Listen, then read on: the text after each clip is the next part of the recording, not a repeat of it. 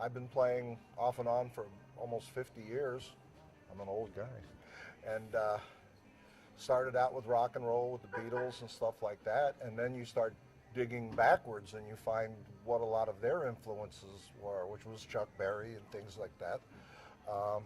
And then you start digging back even further, and sooner or later you hit Muddy Waters and you hit Howlin' Wolf and all those. And Elmore James, Robert Johnson, sure. And that kind of got me turned on to the blues. And I just love the form of it. I love the fact that it's very rhythmic. It's very emotional.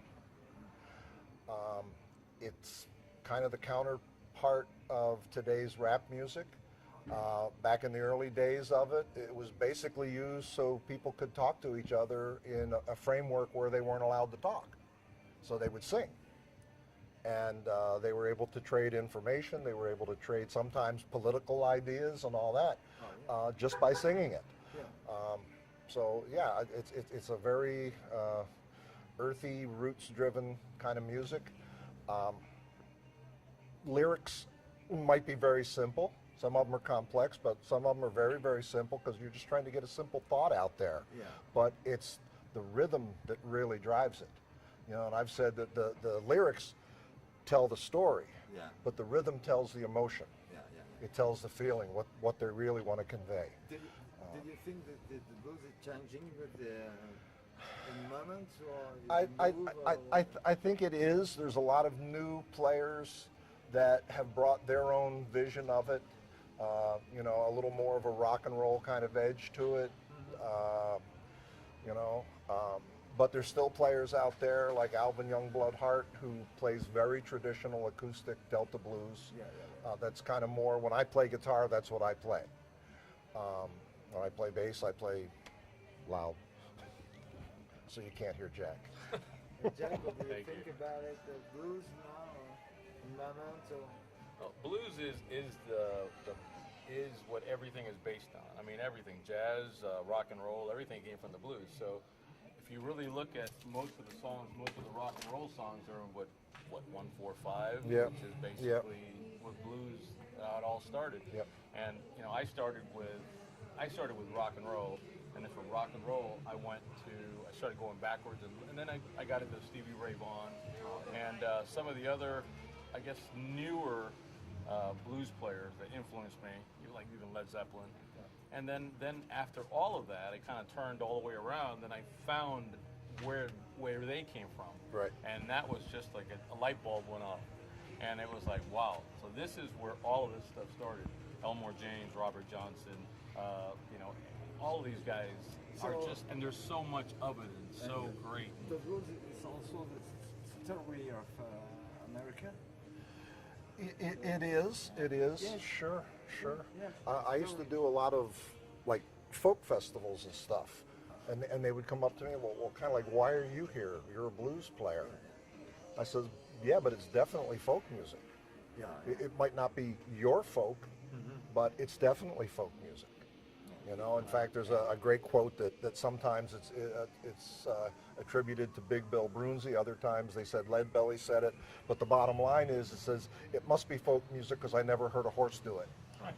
So it has to be folk music. Sure. Yeah. But yeah, it's got a long tradition. It's one of the few musical forms, other than like jazz, you said, which came out of it anyway, that's truly American. It was formed here. Same in California, New York, or Chicago is different blues, no? Yeah. Oh, sure. Memphis, California is more like jump blues, kind of up tempo. You know, you don't hear too many swing sort of stuff. Yeah. Sit there close to him. He gets handy. In we're talking about blues, just okay. But as you're saying, it's Where are you going? folk music. What do you think about black blues, white blues? What do you make a difference for? black blues and white blues. I don't know. Different. It's a bit stupid idea. Just said idea. There's a lot of crossover players that to me are very good at black blues. It'd be like John Hammond. Like John Hammond, like Roy Bookbinder, folks like that. I guess part of it is, yes, you can play it, you can sit down and learn it note for note, but it's really hard to teach somebody feeling. And you don't have the database, you know, the hundreds of years of database that black musicians would have. And it's a shame that you're seeing less and less black musicians playing blues. You know, one of the things I always say is when you go to, and part of that is there isn't a big black audience for blues anymore. When you go to a blues festival, usually the only black people you see there are the guys on stage playing.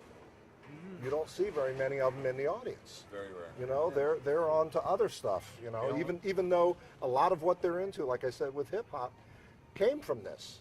You know, it's still the same thing. It's just being done in a different way. With a different rhythm. That's all. Yeah. And Joe, how long time you feeling the blues? When you were young, when tell me. When I was 6 years old, I saw a blues band that he was playing with play in Philadelphia, and I knew that that's what I wanted to do. Oh yeah. And it's funny because what he was talking about a lot of the younger players that are black.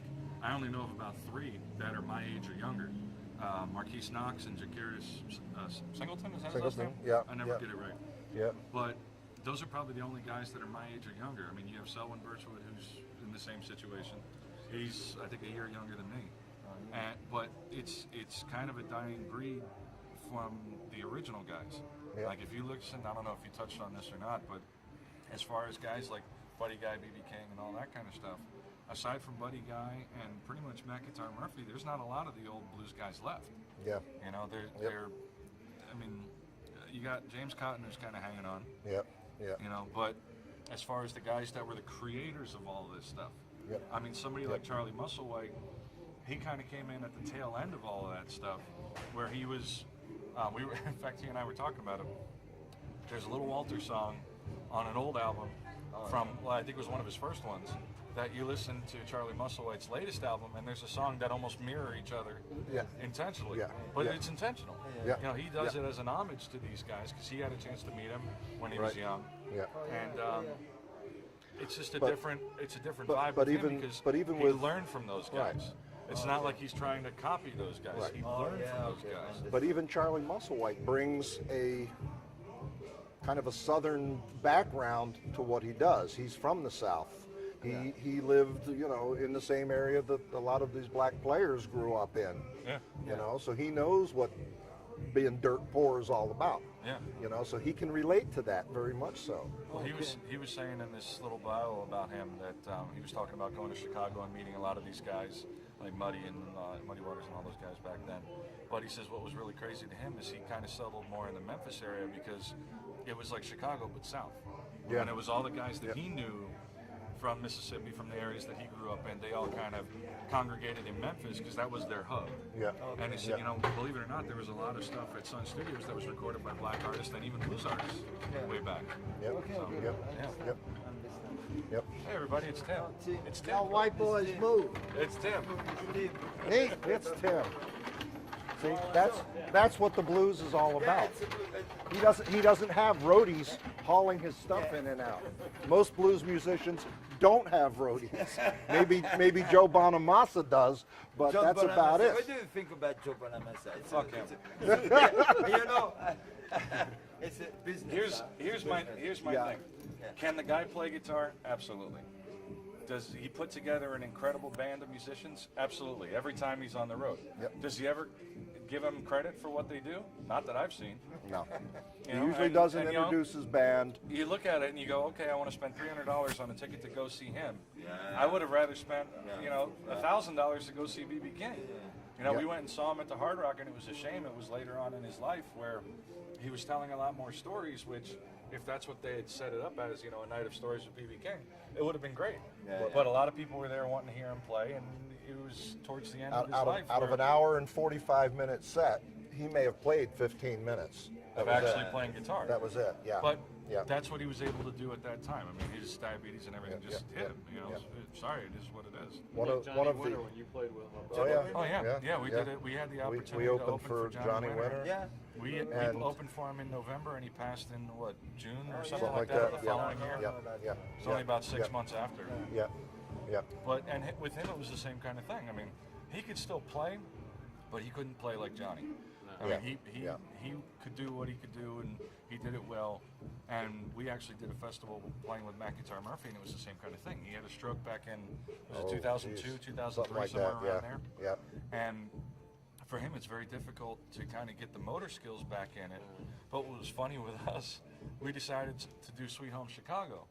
And as a kid, when I was learning guitar, I would watch the VHS from the Blues Brothers movie. Yeah. Because when they start to play Sweet Home Chicago, they have a close-up of Mac Guitar Murphy's hands, and he plays the intro. Now, the problem with it is he's playing it on an old SG, and there's no fret markers. So I'm trying to figure out how he played it. And I told him that on stage, and he laughed. Yeah. I said, because Matt, I've heard you play the intro to Sweet Home Chicago 1,000 times in my head, and now you're asking me to play it? Yeah. I said, you know, for me it was an honor. Yeah, it's great. You know, It's great. and It was very, it was very neat cool. to get a chance to play with him, because when his hands would do something that was a struggle for him, he would get the biggest grin on his face, because When he nailed just, it. it just Yeah. made him Yeah. feel so happy that he was able to do it. You Yeah. know? Yeah. So It's sort of sad to see Johnny, because I've seen Johnny 2 or 3 times. And to Right. see him this last time, Yeah. it was kind of painful. It- It was kind of it like was watching tough. Foreman play his last, you know, Yeah, his last fight boxing match and stuff, yeah. But it was still great to see him. But the Yeah. fact that they brought him in and they had to bring him out and everything, and Right. Yeah. you kind of wonder whether he wanted to be there or he was just there for somebody was, you know, sitting him down just for the money. Yeah. Just to get, you know. Well, I got to nice tell few you, bucks out of him. in talking with him a little bit that I had a chance to afterwards, I think he was still loving the fact that he could still do something. Yeah. In terms of music, I know it Yeah. wasn't, Yeah. you know, one of his more stellar nights and one of his, Yeah. you know, headlining type experience. It sure shit wasn't Woodstock. Yeah. But he loved to play. Yeah. And the thing is, even And towards yeah, the Johnny end, Winter would be one of the last guys that I was talking towards about. towards the end of his set, his guitar tech came out, brought out his Firebird, Gibson Firebird, and he played slide. He came out live. And I said, that was worth the price of admission just to hear And that. everybody that Just was to there, hear that. especially the guitar players Yeah. that were there in the room They that froze. didn't have a gig, You just watched. everybody waited for him to pull out his Firebird and to lay down the slide. And when Yeah. he did, everybody, I got goosebumps right now Talking just talking about about it, it, yeah. you know? I saw Johnny Winter in the movie in the Crossroad Festival. Oh, yeah. Yeah. Oh yeah. Oh. But the Killer- second he killer brought out, slide Fingers player. didn't work that good. Yeah. But when he got the slide, Got the slide on. he only did, It he was only still did there. 2 songs on the slide, and that was the end of his night. Yeah. But those 2 songs were the reason why we stayed the entire That's night it. to watch That's him. it. Yeah. And it's funny because was he was worth it. using a Zelensky guitar, the one he was playing before with all the scallop design. Yeah. But the second he brought out the Firebird, it's like, There's Johnny. I was sitting There's back where the Johnny, little green room absolutely. is, and the guitar was sitting there on the stand. And I was just sitting there looking at it going, did you touch it? no, I couldn't. I couldn't. Yeah. I couldn't. No. I couldn't bring myself to do it. Yeah. But it was cool. I mean, I probably would. Nobody probably would have gave a crap. They probably wouldn't even have said anything. Yeah. But I just, Yeah. out of respect, it's one of those. You know, Yeah. you Yeah. don't mess with the craftsman's tools. You know what I Yeah. mean? Edgar Winter is not dead. No, he's still around. He's singing. Yeah, he's still around and playing, and he was doing some. I don't know if he's doing one of those like rock cruise things who or was whatever. Edgar, his brother. Oh yeah, yeah, he's still playing. Yeah. They did a bunch of like tribute shows for Johnny Oh yeah. with Johnny's band. Edgar Winter played it. Yep. Rick Derringer played it. Yeah, a 'cause he's lot of the one- guys he wrote that- some of Johnny's A songs. lot of the guys that we saw were the backup band. The guys Yeah. that we saw him play with, the drummer, Yeah. the bass player, Yeah, guitar player. yeah, Yeah. yeah. So they went around the country doing these little tribute shows for him and, And stuff Edgar like was part of that, Edgar yeah. was part of that. What do you think about John Mayer? So he's Just okay. talking about music. Well, he's. I kind of have the same problem with him that I have with Bonamassa. Yes, they're great guitar players. When I watch them, I don't hear a lot of soul there.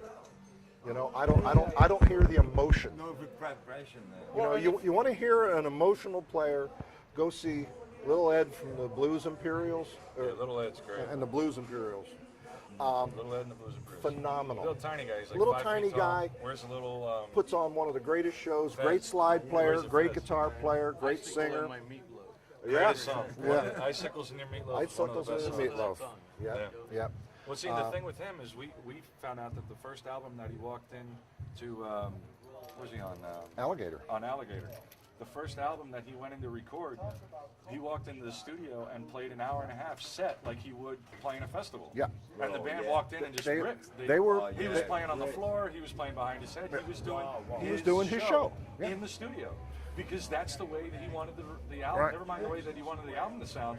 That's what he wanted the people to see Well, It's a good idea. or hear. Rather. they were Alligator was putting together a compilation album of the new blues artists from Chicago, and they said most of the guys that were coming in were rock and rollers that were going to cut blues tracks, and they wanted 32 tracks, and they wanted to overdub the guitars, and they wanted to do this, they wanted to do that. Little Ed came in and said, "Turn it on," and they did his show. Because it's live Got the music. one song that they wanted for the compilation, and everything else became his first album on first Alligator. album. Yeah, phenomenal. So it blew him away. He said, "Oh my God, this guy's incredible," And like I said, and he puts on a great show. And like I said, the difference, I have a real problem with the guys like Johnny Lang, Kenny Wayne Shepherd, John Mayer, and Bonamassa, because it's one thing to try to get the music out there. It's one thing to try to, broadcast it out to the younger audience. But when it seems like every gig that you do is based about the money, for me that Yeah. loses all of what these guys did Yeah. and how they learned and how they played. Right. I mean, yes, I can understand everybody needs to put food on their table. There ain't one of us there ain't one of us that's making it rich playing blues. But Yeah. when you're selling out festivals and shows for $300 and $400 and $500 a ticket to sit in the friggin' back, that's where you kind of lose a lot of the depth, because you're not worried about projecting your soul out there. You're worried about how much money did I make? Yep. How much merchandise did I sell? Yep. When we actually went and saw the Blues Brothers with Jim Belushi and Dan Aykroyd, and the Sacred Heart, Sacred or Heart whatever it Band, was, yeah. the Sacred Heart Band played at the Hard Rock. Oh, yeah. When they were done, Dan and Jim came out and were signing CDs, signing T-shirts, and everything. Business. Well, never mind the business. They wanted to meet these people. Yeah. Yeah. I've never heard of Joe doing a freaking CD signing after a festival. And Aykroyd certainly doesn't need the money. God, no, neither does Jim. He was doing it because it's fun. That's what he wants to do. Because it's like the business in music existing. Yeah. Right. What are you gonna Yeah. do? Yeah. Well, and basically, in my understanding for what they did, I mean, they sold tickets obviously for the show, but it was enough to support the tour. And if everybody in the band made money when they were done, hey, that's fine. That was the idea. Jim and Dan, they didn't give two craps about that. Yep. Those guys are going to be living off of royalties for movies alone for the rest of their life. One of the other neat things that happened to us, and Josh said, yeah, we've played with Matt Murphy and stuff like that. We played the Niagara Falls Blues Festival, and the promoter says, if you guys can come in a day early, our headliner for Friday night had to cancel. It was Eddie Shaw, ended up in the hospital. He had a heart attack. He says, we've got somebody local that we're going to put on last. We want you guys to get up and play, even though we weren't supposed to play till Sunday or Well, whatever we were it was. supposed to play Saturday And and Sunday. but we ended up playing Friday, Saturday, and Sunday, which was a first for this 4-day For that festival. festival. Yeah, we played all 3 days. We played Um, 3 out of 4 days. And he said, the reason I want you guys up is we have Donnie Walsh here. From Donnie Downchild Walsh Blues is Band? Mr. Downchild from Downchild Blues He's Band a from hard player, Canada. guitar player, plays all kinds of They stuff. had said if it wasn't for Donnie Walsh, there would have been no Blues Brothers. No. Because he was the inspiration for Dan Aykroyd. And That's taught- why he he taught learned him to play harp and all that kind harmonica. of stuff. That's why It's he because got of Donnie Walsh. We got to play with Donnie. Yeah, and it was actually pretty cool because Outstanding. Donnie Outstanding. was just a real laid-back guy, and Yep. I asked him, I said, is there anything you want to do? He says, no, I'll just jump in with you guys, no problem, Yep. And apparently because he lives in Canada, but he's not far from Niagara Falls, he comes down to that festival every year, and he always plays and sits in with somebody. Yeah. So it was an honor for us to be part of playing with him, and it was neat because he really dug the stuff that we did, because we were playing a lot of that older style stuff. Yep. A lot of these new guys now try to get away from, on purpose, they try to get away from like 1-4-5 type of form, whereas for us, we'll kind of embrace it and run with it. Who cares? It doesn't matter if you can fit 9 chords or 9 chord changes into the course of the song. It's how you play it. You play a slow blues song with 3 chords in it, but you play where your body's sweating, your freaking tears are running down your face because you're playing your fingers to the bone. That'll do more for you than playing 400 chords Yep. and nobody caring because you got no emotion or feeling in it. If you can do, you know, they have a thing called like a one-note bump, where you're just hitting the same chord over and over. Johnny Hooker, man. Yeah, All like day. a Hooker song. All day. If you can do it, if you can do a 10-minute version of that, and keep it's people as interesting at the end as it was in the beginning, you've done your job. You're a good player. You're a great player. If you can do the that. first song that we did tonight with Mark, that was a one chord. Yeah, For yeah. 15 minutes. He kept it interesting. Oh yeah, yeah. Thank Yeah. you, man. Freddie, thank Great you so playing much, with you, Freddie. Great meeting you. Great keyboard player, organ player, everything. Yeah, right there, yeah. man. Excellent, excellent player. Freddie, they're asking people about some insight on the blues, man. You got You got any? I don't know too much. I'm more like classical musician. If it isn't White Castle at 2 o'clock in the morning, it It's isn't. not blues. Yeah. Oh, where's he from? Up that way. Oh, very good. In Jersey area. Anyway, There you there's go, only man. 1 minute left. Okay, we'll Okay. make it quick. Well, I can tell you what Captain Beefheart said. Captain Beefheart was late at night in Los Angeles with Roland Kirk. And he got a chance to jam with Roland Kirk. Captain Beefheart and Roland Kirk. That's it. Yeah, That'll be yeah, a great show. And Roland Kirk said to him, "You know where we can get some ribs here? You know, at the end of the gig." And Captain Beefheart said to him, "I don't know, Roland. The only place you're going to get ribs at this time of night in Los Angeles is in the Bible." That's all I know. That's all you know. I'm just relaying a story. There you go. I had fun, man. I'd like fun playing you Very guys. good, man. All right? Great guy right here, Jack man. was Great great. guy right here. All you guys are Jack great Levy, musicians. my father, Denny Rowan. I know he's running out of